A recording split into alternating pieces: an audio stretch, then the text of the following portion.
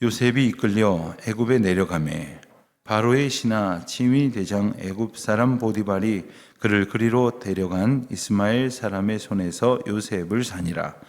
여호와께서 요셉과 함께 하심으로 그가 형통한 자가 되어 그의 주인 애굽 사람의 집에 있으니 그의 주인이 여호와께서 그와 함께 하심을 보며 또 여호와께서 그의 범사에 형통하게 하심을 보았더라.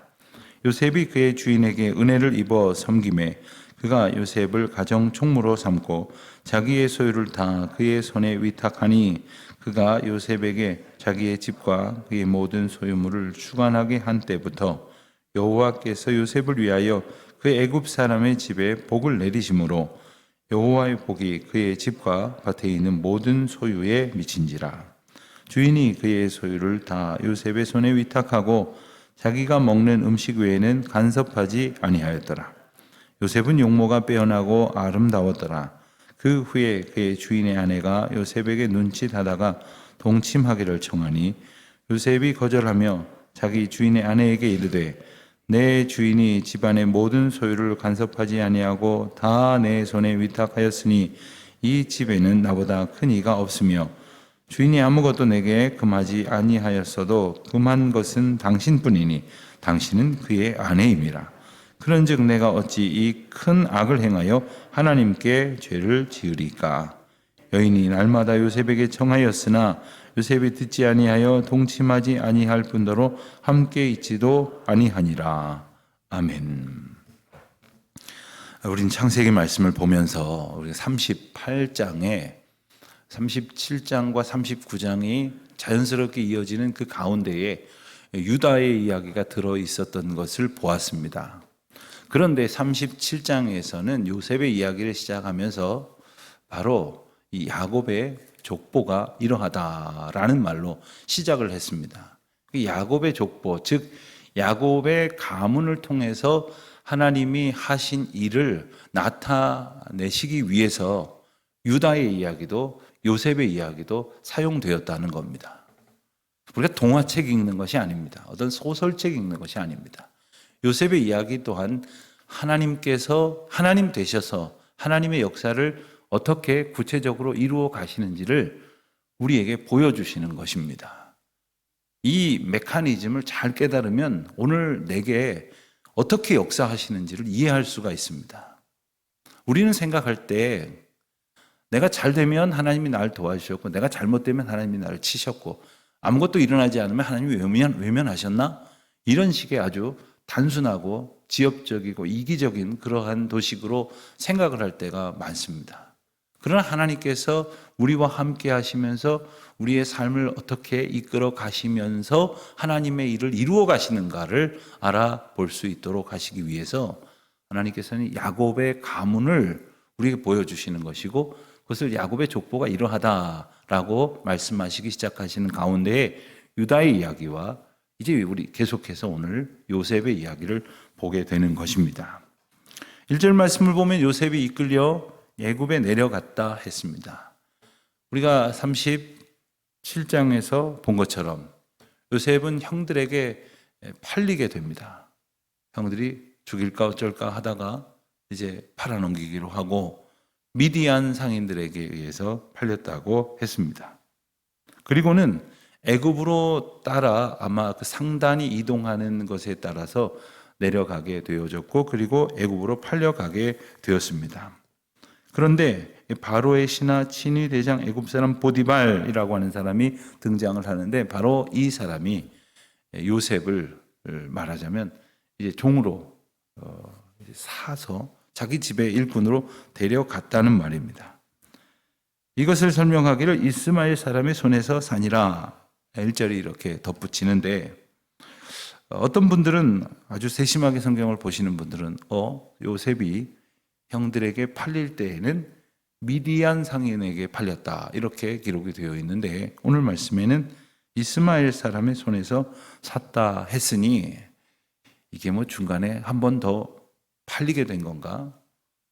중간에서 한번 이렇게 넘겨지게 되는 과정이 있었는가? 뭐 이런 의문을 가지시는 분이 있습니다. 뭐 그렇게까지 볼 건 아니지만 이 이스마엘 혹은 미디안 이렇게 호칭이 다르기 때문에 우리가 이스마엘은 우리가 아는 대로 아브라함이 사라의 여종 하갈에게서 낳은 아들이죠. 미디안은 누구냐? 아브라함이 나중에 얻은 후처 그두라와 사이에서 낳은 아들입니다. 넓게 보면 그러니까 이복 형제지간이 됩니다. 그런데 굳이 미디안과 이스마엘 사람의 호칭이 이렇게 엇비슷하게 혼동이 야기될 상황처럼 비춰진 것은 바로 그들이 비슷한 지역에서 때때로 어울리며 살았던 한 부족처럼 봐도 무방한 사람들이기 때문에 성경은 굳이 구분하지 않았다라고 보는 것이 사실에 가깝겠습니다. 어찌하였든 이제 그들에게 팔려진 요셉을 보디발이 사서 자기 집에 가정총무로 삼습니다. 가정총무, 그러니까 이 고관, 대작쯤 되는 이 가정에 일하는 사람들이 아마 여럿 있었을 것입니다. 그 가운데에 처음부터 가정총무를 삼았겠습니까마는 여러 가지 일을 맡기다가 이제 일을 하는 것을 보고 신임하여서 더 큰 책임을 맡겼을 것입니다. 그러다가 결국 그 가정에서 모든 것을 관장하는 그러한 일까지 맡게 되었다고 하는 것을 오늘 말씀을 전반을 통해서 보게 됩니다. 그런데 그 당시에 요셉의 상황을 2절 3절에서 보면 여호와께서 요셉과 함께 하심으로 그가 형통한 자가 되어 그의 주인 애굽 사람의 집에 있으니 그의 주인이 여호와께서 그와 함께 하심을 보며 또 여호와께서 그의 범사에 형통하게 하심을 보았더라 했습니다. 2절 3절에 보면 여호와께서 하신 일과 애굽 사람 보디발이 본 것이 나옵니다. 가만 보면 요셉은 한 게 없습니다. 하나님께서 요셉을 형들의 손에서 이끌어내신 후에 이제 애굽 사람의 집에 팔리게 하셨는데 요셉과 함께 하셨다고 했습니다. 그런데 그 다음에 나오는 형통이라는 단어가 바로 요셉과 함께 하셨다는 것과 연관이 될 뿐 아니라 근거가 됩니다. 다시 말하면 요셉에게 형통의 복을 주신 것은 하나님께서 함께 하셨기 때문이다 라고 말씀하시기도 하는 것이며 더 나아가서 하나님께서 요셉과 함께 하신 것 자체가 형통이다 라고 말씀을 하시는 겁니다. 여러분, 요셉의 형편을 우리가 흔히 연상하는 형통이라는 관점에서 본다면 도무지 이해할 수 없는 것 아닙니까? 형들에게, 남들도 아니고 형들에게 팔려서 그 먼 거리를 그저 대접받으면서 왔겠습니까? 그저 노예처럼 종처럼 부려지면서 여기까지 끌려온 날들이 어땠겠습니까? 그리고는 마치 노예 시장에 나온 그러한 종처럼 팔려서 이제 생면부지에 이방 타양 사람의 집에 들어서게 되었으니 그게 어떻게 형통이라고 말할 수가 있는 겁니까? 또 이후에도 마찬가지죠. 그가 이제 보디발의 아내의 일로 인하여 누명을 쓰고 또 감옥에 들어가고 또 감옥에서도 고초를 겪고 그런 우여곡절을 인간적으로는 겪게 되는 그 상황을 어떻게 형통했다라고 말할 수 있겠느냐 하는 겁니다. 우리가 형통이라는 말을 보통 때는 잘 쓰지 않습니다만은 한 단어에서 쓸 때가 있습니다. 만사형통이라는 말을 쓸 때 뒤에다가 형통이라는 말을 씁니다. 일상생활에서 잘 쓰지는 않습니다만 만사형통하게 해주십시오. 만사형통하십시오. 찬송할 때도 만사형통하리라 뭐 이렇게 부르기도 합니다. 모든 일이 형통하기를 원하는데 여기서 말하는 형통은 뭐겠습니까? 내가 원하는 대로 되는 것. 사람들이 부러워하는 대로 되는 것. 내가 뜻하는 바를 다 하나님이 이루어 주시는 것을 형통이라고 하는데 그런 관점에서 오늘 본문을 보면 전혀 맞지 않다는 겁니다. 오늘 2절 3절에서 표현된 이 형통이라는 단어의 원어는 찰라흐라고 하는 단어인데 새벽부터 원어 공부하면 막 어려워하시는 분들이 있어요. 그런데 아주 재미있는 단어입니다. 이 찰라흐라고 하는 단어는 대부분 형통이라는 단어로 번역이 됐고 또 성경에 번역된 형통이라는 단어는 거의 다 이 찰라흐에서 왔습니다. 그런데 유독 형통이라고 번역된 것 중에 이 찰라흐라고 하는 단어에서 오지 않은 한 단어가 있습니다. 시편에 나오는 단어인데 시편 30편 6절 말씀을 화면을 보시면서 함께 읽어보겠습니다. 내가 형통할 때에 말하기를 영원히 흔들리지 아니하리라 하였도다. 아마 읽으시면서 이제 느끼셨을 텐데 이 30편 6절에서 말하는 형통할 때라고 하는 것은 쉽게 말하면 내가 세상에서 원하는 것을 다 이뤘을 때예요. 그래서 남들이 부러워할 만큼 우리 젊은이들 잘 쓰는 말로 내가 아주 잘 나가게 되었을 때, 아주 그냥 남들에게 나한테 아주 어깨를 이렇게 확 세우고 힘을 주던 시절에 라는 말입니다. 인간적인 형통은 바로 이 시편 30편 6절 말씀에서 말하는 그것을 말하는 겁니다. 그러나 하나님 편에서의 형통은 뭐냐? 바로 이 찰라흐라고 하는 단어예요. 시편 30편 6절 아까 읽은 말씀의 형통은 이 찰라흐라는 단어가 아니라 셀레브라고 하는 단어입니다. 그런데 우리말에 번역을 하다 보니까 이것도 그것도 비슷한 느낌을 갖게 하니까 번역을 같은 단어로 했는데, 이러다 보니까 이것도 그런 형통 저것도 그런 형통이라고 생각을 하지만 시편이 설명하는 그런 인간적인 그 형통, 그 성공이 아니라 오늘 말씀에서는 하나님이, 즉 여호와 하나님께서 뜻을 정하시고 계획을 세우셔서 그것을 나라는 인생을 통해서 이루어 가시고 완성하시는 그 일련의 과정을 바로 형통이라고 말하는 거예요. 더 쉽게 말하면 하나님이 함께 하시는 것, 이것이 형통이라 하는 겁니다. 우리는 어떻습니까? 뭐가 이루어지는 것, 시험에 합격하는 것, 사업을 해서 성공 거두는 것, 승진하는 것, 영달을 이루는 것, 이것을 형통이라고 생각을 하지만, 내가 원하는 만족스러운 상황에 이르게 되는 것을 형통이라고 생각을 하지만, 하나님께서는 요셉의 경우를 통해서 분명히 말씀하시기를 하나님의 계획이 있고 그것이 우리를 통해서 진행되고 있는 것, 그리고 그것이 하나님의 뜻 가운데에서 완성되고 있는 것이 형통이라는 거예요. 그 과정 속에 있는 것이 형통이라는 거예요. 그러니까 우리는 단 한 번의 성공적인 형통을 두고 기도하면서 그렇게 살아가는 것이 아니라 하나님의 은혜를 힘입어서 하나님을 의지하고 그래서 하나님과 함께하는 그 삶을 살아가는 그 모든 것이 다 형통이라는 거예요. 그러니까 고난 중에 있어도 그 하나님의 법도가, 원리가 적용이 되면 그게 형통이라는 것인데, 우리는 이 끝에 어떤 성공 요 하나만 가지고 형통이라고 생각을 하는 것이죠. 그래서 하나님께서는 2절 3절에서 하나님이 요셉과 함께 하심으로 그가 형통했다라는 표현을 사용하게 되는 것입니다. 자, 그가 형통하게 되니까, 그가 하나님이 함께 하심으로 형통하게 되니까 어떤 일이 일어났습니까? 5절 말씀을 보니까 그가, 보디발입니다, 요셉에게 자기의 집과 모든 소유물을 주관하게 한 때부터 여호와께서 요셉을 위하여 그들에게 복을 내리셨다고 했어요. 요셉 때문에 보디발의 집에 복을 내리셨다고 했어요. 요셉과 함께 하심으로 요셉을 형통하게 하셨으니까 요셉이 들어가 있는 그 자리에 복을 주신 거예요. 마치 하나님이 함께 하시는, 그래서 형통한 백성이 비행기를 탔으면 하나님께서 그를 보호하실 것 아닙니까? 그 비행기를 탄 사람이 모두 다 평강의 복을 얻는 거예요. 그가 어느 회사에 들어갔습니까? 어느 공동체에 속하게 됐습니까? 어느 모임을 이끌게 됐습니까? 그들이 하나님의 복을 얻는 거예요. 왜? 하나님의 복을 얻은 형통한 자가 그 가운데 있기 때문에 하나님께서는 그를 위하여 그 모두에게 복을 주셨다는 거예요.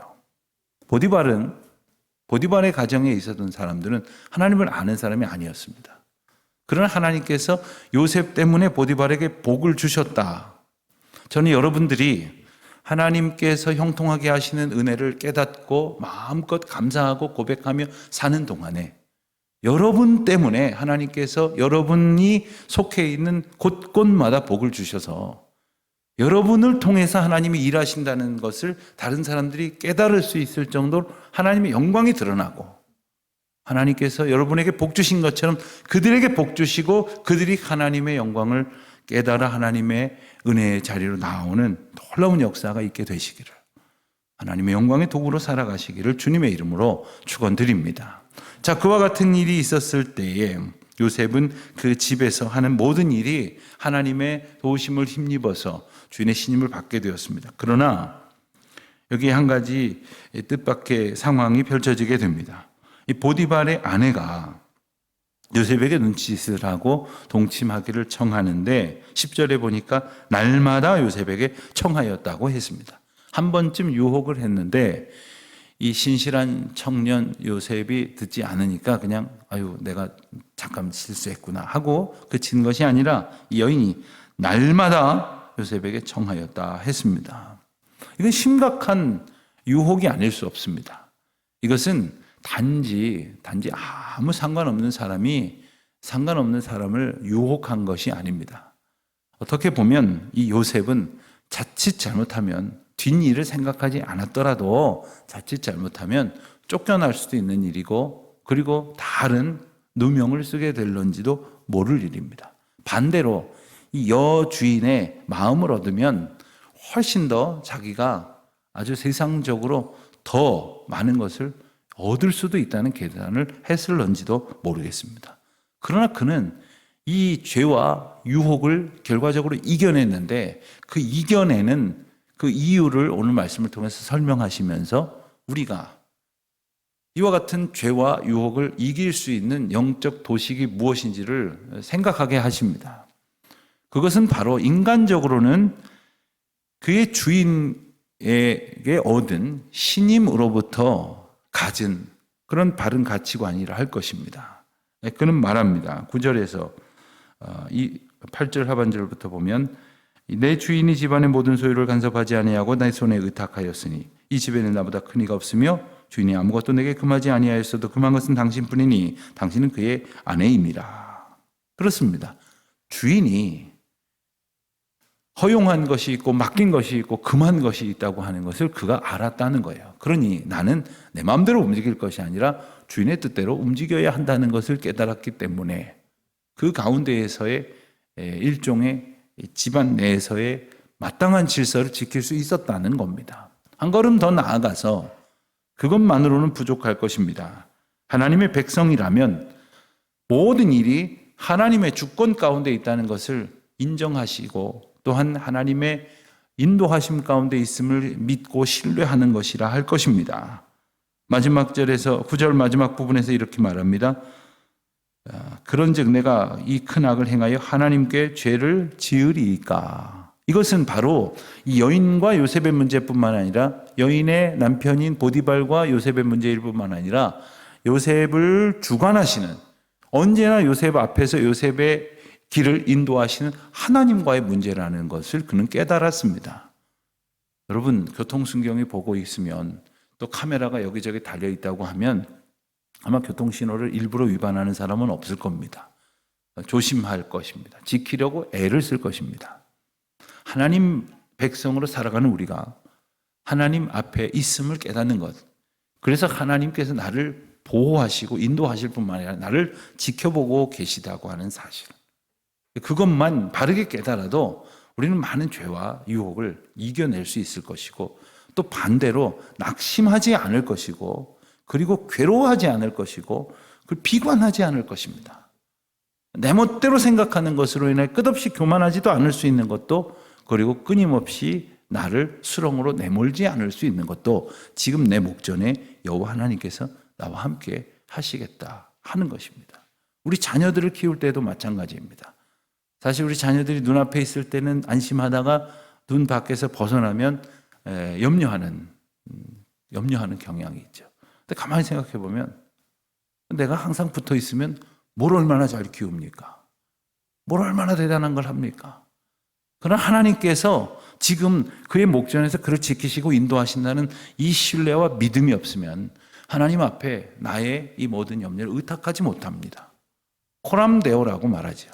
하나님 앞에 살아가는 믿음의 고백으로 오늘 하루도 죄와 유혹은 이기시고 그리고 두려움과 염려는 맡기시고 오직 주님을 기뻐하고 경배하며 찬송함으로 주와 동행하는 우리 모두가 되시기를 주의 이름으로 축원드립니다. 하나님 아버지 주님의 은혜를 감사합니다. 하나님의 은혜 안에 영적 순결을 지키며 거룩함을 소원하며 그리하여 하나님께서 주시는 하나님과 함께하는 형통, 하나님께서 우리에게 주신 놀라운 은혜를 누리는 저희 모두가 되게 하여 주옵소서. 예수님의 이름으로 기도합니다. 아멘.